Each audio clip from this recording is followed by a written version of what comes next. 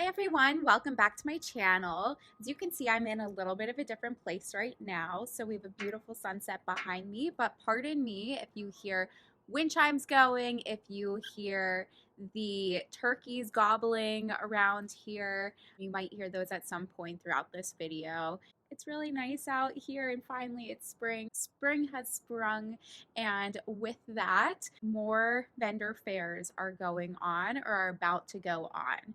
So this video is all about how to find vendor fairs.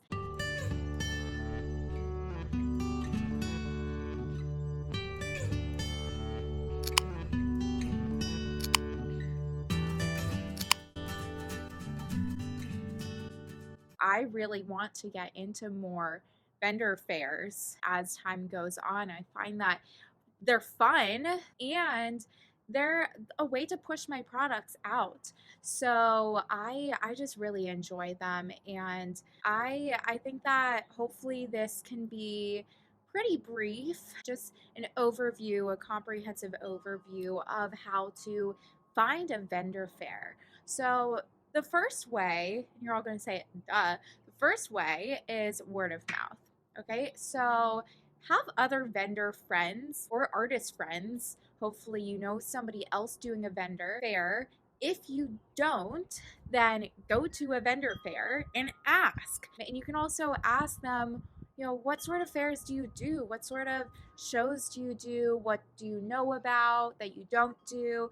And if you build up this friendship, this camaraderie with folks who do this too, then it's a way for you to always be kept up to date with some shows that are happening locally to you. So, the first piece of advice I would say is meet people who do the shows and ask for them to keep you in the loop too.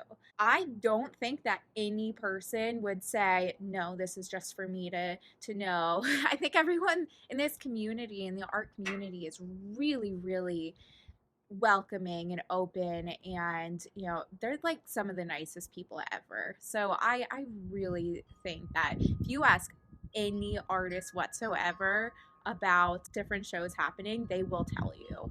So that's number one, word of mouth. I had somebody come to my booth one time at a small show, purchase something from me and say, hey, I actually am an artist myself. They weren't an artist at the show, but they were an artist and they were looking to have a little craft fair in their backyard. The one that she met me at was one of my actual first shows. That was still when I was getting started. So I wanted to say yes to everything at the time. So that was one of my first shows that I did in somebody's backyard. And that wasn't my most successful show, but it got my name out there a little bit. I was able to do something with it, and that was so cool. It was really cool of an experience. So number one, word of mouth. I have some friends who text me when they see some applications open. It's pretty awesome. So ask around. Number two would be some online groups. So if you can, if you don't live in like the smallest town, but if you do live in the smallest town, you probably know about all the fairs happening. But if you live in a big enough town, and I apologize if the airplane going over me right now is too loud. It's nice being outside, but it's also a little bit loud. Online groups are also going to be your friend. So there are a lot of online, like local Facebook vendor and craft fair groups.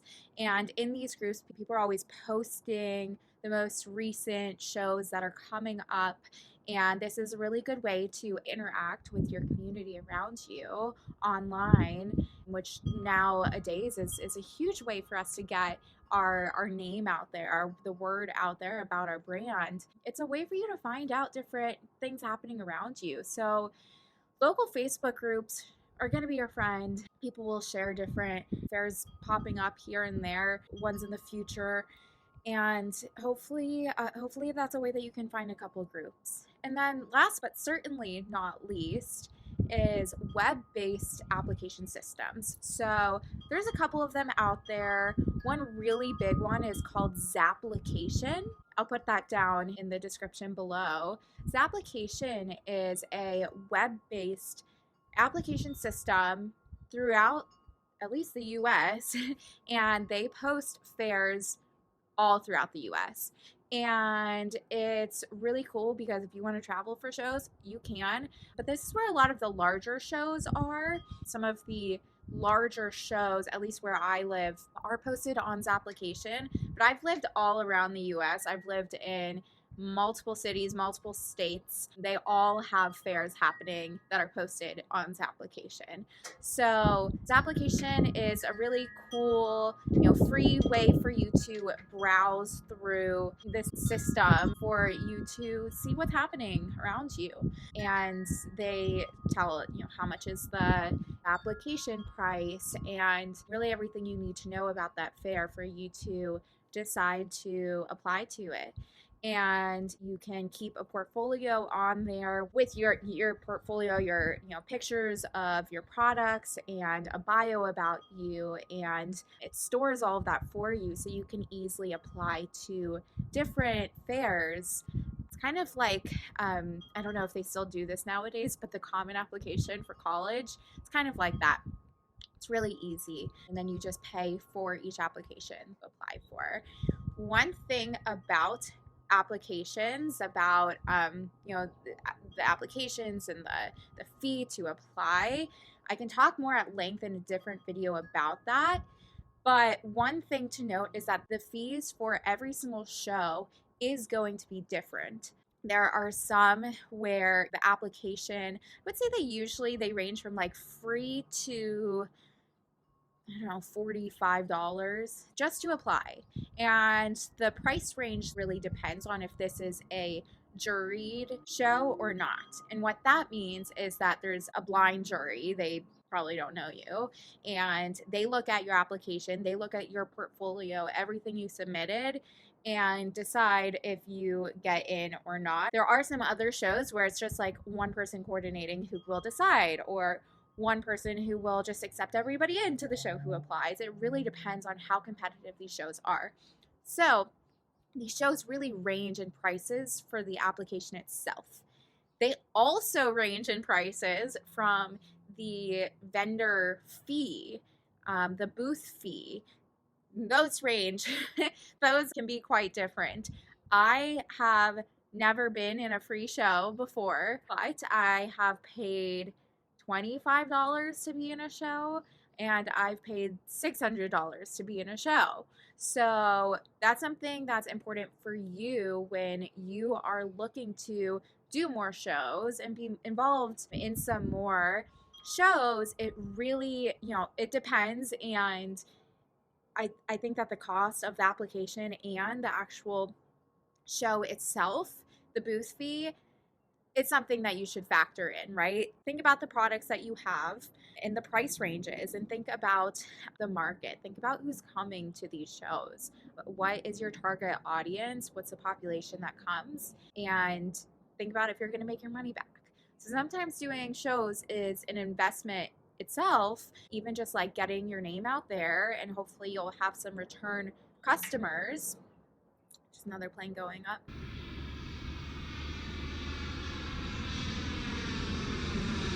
So shows themselves are investments. So, sometimes, especially when you're starting out, you might not be doing shows to make too much of a profit, or maybe you are, but you don't make too much of a profit. But think about you getting your name out there, your brand recognition, and that is worth a lot. Hopefully you have some return customers and that show is worth it for you, even if you didn't do too well. Those are all factors that you have to take into consideration when you are looking into what show is actually worthwhile for you to do, what is good for your brand. Other things for you to consider are, is this an indoor or outdoor show? So if it's indoors, then might be a little bit easier for you to do the whole, setup, tear down, everything really, because if it's outdoors, you usually you need a tent. So you need to buy a tent, you need to buy tent weights, and it's usually a 10 by 10 space. So it's usually a little bit larger, which is nice. You can bring more inventory if you have larger inventory or more inventory. but it's a lot more to manage. It's a lot more of time to set up, to tear down, to just to bring. Do you have to rent a U-Haul for you to just bring everything in the first place? So is it gonna rain? I live in Pittsburgh, Pennsylvania, where it will rain. I promise. So, when you're doing an outdoor show, these are things to consider. They're also a little bit more expensive to do an outdoor show. But outdoor shows usually happen during warmer months, and you usually get more of a turnout for an outdoor show. Usually, not always, but usually because it can be in a larger space, and a lot of people like getting out to outdoor craft shows. So there really are a lot of plus sides to doing outdoor shows. And once you have a tent, you always have a tent. So it gets easier and you learn what works for you. But when you're looking to be part of more shows, you really do have to consider everything down to, is this indoors, outdoors? What's the cost of the application? Again, those are usually not too much. But then what is the cost of the show itself? These are all really, really important. And yeah, I think I covered most of it. If I didn't, ask some questions in the comments below. I'll answer those for you. I am happy to add more content here that you're interested in. So let me know if you want to hear more about a topic in the future. And I hope you enjoyed this video. If you did, give it a like below. It would mean so much to me. And hit the subscribe button and turn on notifications so you get notified. I put out videos every week. And I hope to see you next week. Bye.